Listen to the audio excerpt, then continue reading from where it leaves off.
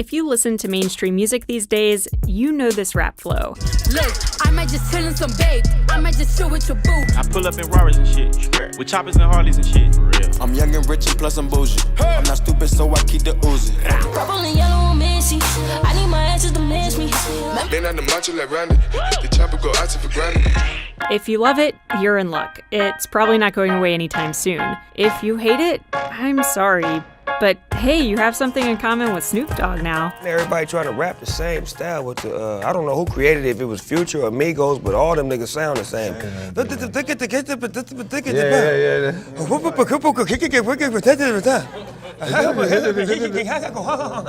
That rapid-fire style of rap has been dubbed the Migos flow, even the Versace flow. It's come to define mainstream artists in recent years, but the musical principle that drives that flow, the triplet, it's been around forever.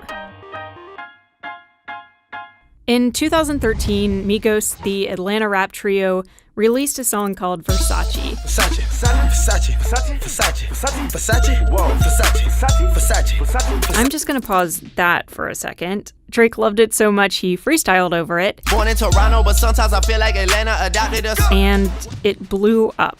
You can't deny Versace. Like, my grandma would walk around singing Versace, and she didn't even know, like, the words of the song it was about, but the hook is so catchy. That's how big of a song it was. That's Justin Hunt. You might know him as the former editor-in-chief of Hip Hop DX. He covers hip-hop trends and news on his YouTube channel. And so I think you have, like, a lot of forces that just sort of combined at the right time for that flow finally to make it to prominence, even though its origins have been around for a while. Triplets are a standard in musical composition. They occur when you divide one beat into 3 notes instead of the usual 2 or 4. Recognize this? That's probably the most famous measure with triplets, but they go back even further. These are types of rhythms that have been at the foundation of cultures where hip-hop came from in the first place. It's African rhythms, and so that's as old as the equator. In rap, triplets work the same way. Just take a listen to Young Thug's Get High, featuring Snoop Dogg.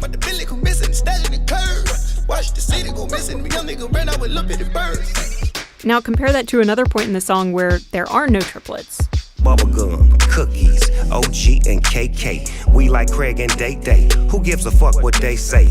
And you start to hear the difference.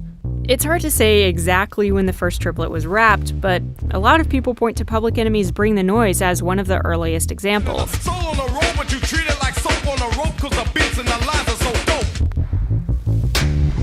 Another track with triplets in 1987, the Dismasters' Small Time Hustler. Some of your buddies that you call a posse be plotting and scheming to get them some Scotty. Triplets existed during the East Coast, West Coast era of hip-hop, but they didn't really define those artists.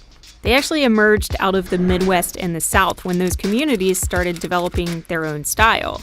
Like that Ohio down to Tennessee corridor, there was a lot of stylistic similarities through a few of the different artists. Just listen to this Crazy Bone verse off of Bone Thugs and Harmony's debut album. So people's been creeping, been crawling up on the mission to back in the days when niggas was belling with solos and wanted to get paid. That flow stands in stark contrast to the way Eazy-E approached the same beat on that song. Standing on the corner, straight slanging rocks. Oh shit, here comes a motherfucking cop. So I dash, I duck. And then there's 3-6 Mafia from Memphis. I think it's very difficult to give anyone else credit other than Lord Infamous. Mystic Styles is the joint that I remember really early.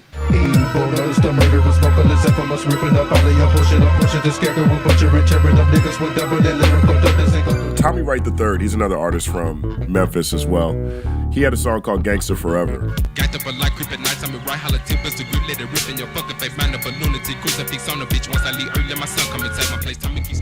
All these artists released their debut albums in the mid-90s, and they weren't just rapping fast, they were manipulating the beat with triplets. So how exactly did they pull it off? Well, you have to look at the structure of the beat. For triplets to really eventually come and be so famous, they needed to steal the show. And to steal the show, they needed their own space. That's Martin Connor. You might remember him from these 2 videos. So you can create a hip-hop beat in a couple of different ways. This is the beat, and I can interpret this beat, though, in a rap song in 2 different ways. I can go either buh-tin, buh-tin, buh-tin, buh-tin. Or I could go like this. Buh-tin, bum-bum, tin, but my snaps have always come at the same speed, right? But the snare drums, they come half as often, giving the rapper more space to play. Notorious Thugs illustrates this perfectly, and it's also one of my favorite songs, so I just want to talk about it.